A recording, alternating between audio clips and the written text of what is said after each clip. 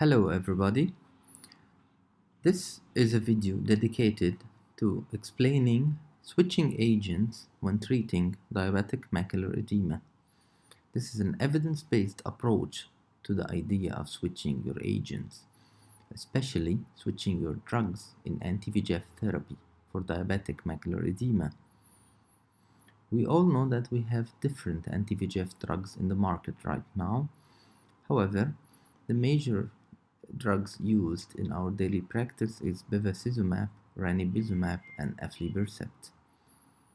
What's the logic behind switching of these agents?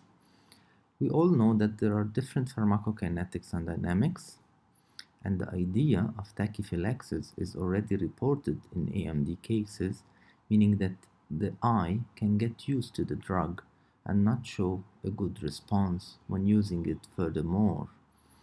We also know that there are different and better anatomic outcomes with some agents in Protocol T data published from the RCR.net. And we always consider that there might be a personal response to drugs which is different from a person to another. We know that there are molecular differences between VEGF inhibitors.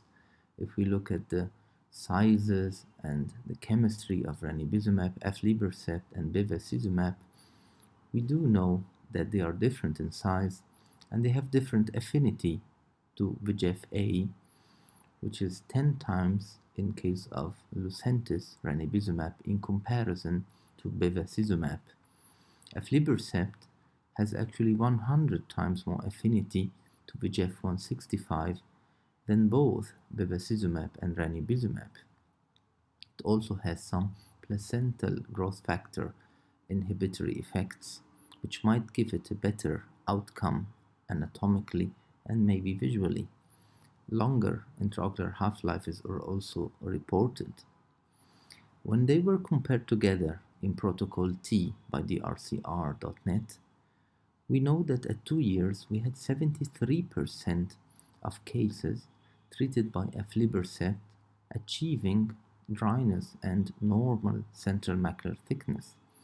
This is compared to bevacizumab and ranibizumab and showed that there is less percentage of anatomical response similar to aflibercept. It was only 50% of cases in case of bevacizumab use and 60% when using ranibizumab. In a publication by our younger colleague Muhammad Ashraf and the Cleveland group discussing switching of anti-VEGF drugs in treating diabetic macular edema, and it was published in OSLI 2017, they have reviewed papers describing the switching from bevacizumab to ranibizumab. And they had 4 retrospective studies and 1 prospective study. 3 studies reported no improvement. 2 studies showed significant visual improvement when switched.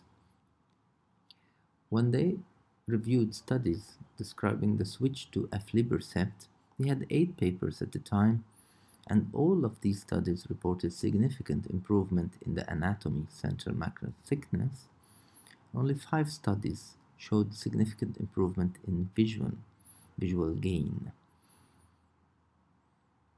Another publication from our group in OSLI described the short-term effects of an early switch to either ranibizumab or aflibercept in cases of diabetic macular edema treated by bevacizumab Avastin. The patients were described as a non-responsive patient when they had 3 consecutive injections, monthly intervals of bevacizumab, and showing less than 10% decrease in central thickness on OCT. They were evaluated 1 month post-injection of the other drug. We switched to 2 drugs, 2 arms of the study. One arm was switched to aflibercept and another arm was switched to ranibizumab. Both groups were similar, only the aflibercept group had more previous anti-VEGF injections at the time using bevacizumab. If we look at all patients and all results, we can see that there is a highly significant visual acuity improvement and central macular thickness improvement using either drug, ranibizumab or aflibercept. When we compare both groups, the two drugs, against each other, we could see that there is no difference between the effect of either drug on the patients who were using bevacizumab before the switch. The problem with these studies is that we don't have control groups, and some patients have delayed response. Most studies have a small cohort of patients with a limited follow-up duration. A big problem is how to define a refractory case or a persistent edema case. How much percentage of drop in central thickness should be there to say that this is a good response or an inappropriate response? And if you switch your drug, the patient might be improving due to more frequent injections and more number of injections, not due to the change of the drug. And the current data is showing that patients persisting on treatment do not show substantial loss of vision if you maintain your treatment on the same drug. In a publication in JAMA Ophthalmology in 2017 discussing AMD and diabetic macular edema, we can see that the results looking at patients who meet the criteria to switch at months 3 and 6 in patients who were treated by protocol I of the drcr.net, taking these patients who had visual acuity of 20/40 or worse, and they have already received 5 or 6 injections at the time, around 6 months, and then looking at these patients after 2 years maintaining protocol I criteria on the same drug, which was ranibizumab at the time, it showed that there is visual gain still by 2 years in comparison to the 6-month mark that we chose these patients on, and they had 5 letters improvement. Also, the anatomy improved. The central thickness was reduced in comparison at 2 years by 40 to 70 microns, which means that if you continue on the same drug for more time, there is definitely improvement in anatomy and vision. So some patients have a delayed response. If you continue treatment, you do have visual improvement. So should we switch or continue our treatment? It remains a question. The Rise and Ride study were using monthly injections for diabetic macular edema patients and trying to further analyze these patients in order to try to determine if we should switch or not early on. The patients were taken at the time, again after a few injections, and described as delayed responders if they did not show improvement in central thickness more than 10% of thickness. If they showed more, they were considered immediate responders. How did these patients with a delayed response behave? Well, you can see that at 2 years they had a similar anatomy to patients who were not receiving the injections. However, they had a visual acuity similar to those who responded well from the start. So we know that they do improve in visual acuity similar to those with a good response, but they show less anatomical improvement after 2 years maintaining the drug if compared to immediate responders. So we have better vision, but not so good anatomy if we maintain treatment. So is there a need to chase the anatomy in diabetic macular edema? Well, most authorities say no. Another publication by Susan Pressler and Neil Pressler and their collaborators showed how patients would behave if they were maintained on treatment, and these patients were selected as not so good responders in the early phases of the study, and they were followed for 3 years and described as persistent diabetic macular edema patients, meaning that at 6 months mark, 24 weeks, These patients had persistent edema, which is thicker than the normal fovea, and they were decreasing over the years if you are maintaining your treatment protocol. Up to 40% only of these patients at 3 years still showing edema. The rest, the 60%, showed anatomical improvement, and they did not have persistent edema if you maintain your treatment. This is the anatomy. However, in diabetic macular edema, we are more interested in the visual gain.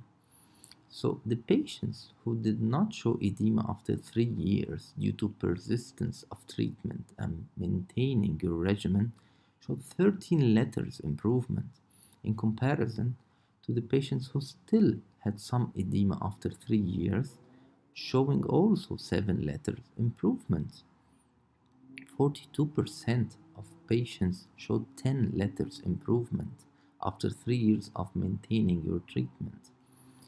So we know that 50% of cases of ranibizumab still had some edema at 6 months, and only 40% of these patients still had edema at 3 years, but the visual acuity is only slightly worse than patients who were dry early in the study. So there is a very low likelihood that if you have persistence of the edema that you lose vision. So maintaining your treatment is a good outcome eventually for your patient. There are current studies now trying to describe switching and mixing between drugs. A current protocol from the RCR called Protocol AC is looking at an arm using aflibercept from the start versus bevacizumab Avastin and then using aflibercept later on and comparing the result. Maybe if we mix drugs, we get similar outcomes, so we can use cheaper drugs on the long run combined with some mix of more expensive drugs. The results are still to be published. We had a micro publication in the Spanish Journal of Ophthalmology of switching from bevacizumab and back to it after a single ranibizumab injection in cases who were not giving adequate response. The definition of inadequate response in these patients was that there less than 10% decrease in central subfield thickness or an increase of thickness after receiving 3 injections of bevacizumab. So these patients were switched for a one-time injection of ranibizumab and evaluated 1 month after the injection. If they showed a favorable response, we would switch back to bevacizumab and continue our treatment. If they did not show a favorable response, they maintained ranibizumab injection protocol. So the patients who were switched back to Avastin were studied in order to see if the good response initially seen in these patients by switching to ranibizumab was lost if you go back to bevacizumab Avastin. These are the baseline criteria of the patients, and this is the result after 1 month of switching to a single Lucentis ranibizumab injection.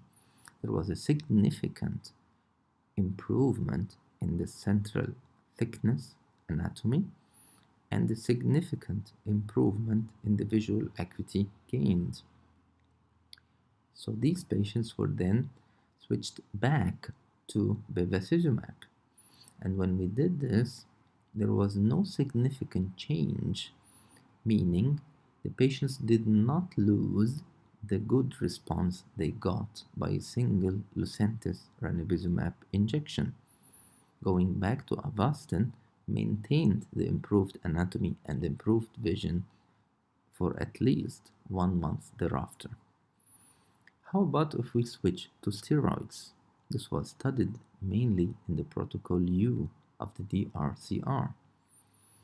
We had a publication describing the papers looking at switching to steroids, in iJournal, and we had 6 studies that showed a switch to dexamethasone implant, Ozurdex, showing improvement in visual acuity and central thickness for some time. But only one study actually compared this in comparison to maintaining your treatment on bevacizumab, Avastin. And this study showed no significant difference if you switch to a dexamethasone implant or you maintain your injection protocol on bevacizumab, Avastin. The Protocol U data by DRCR using an additional dexamethasone injection to one arm of the study, maintaining your anti-VEGF therapy also, in comparison to the other arm, which was only using anti-VEGF therapy and not adding dexamethasone, we can see that most of these patients showed a better central foveal thickness, but they had similar visual acuity. So we did not gain visual improvement, but we got a better looking OCT. If we try to further analyze them so that we can look at phakic patients, they had a worse outcome as regards vision, meaning these patients were doing worse than just keeping them on anti-VEGF. Pseudophakic patients were expected to show improvement better than phakic patients because this is steroids. However, they had only similar outcome in comparison to anti-VEGF alone. So the dexamethasone injection did not give us any visual gain. So we do not recommend switching early in your management protocol. Maintaining the same drug seems a viable option and more logical. You have to remember, in diabetic macular edema, visual acuity is more important than anatomical improvement. And you have to explain to patients that if you maintain treatment, the vision is expected to be better. We do not recommend the use of steroids in diabetic macular edema because if you have a favorable response, it's mainly anatomical and usually not long-lasting, requiring further anti-VEGF treatment. Thank you very much for listening, and we hope this was beneficial to you.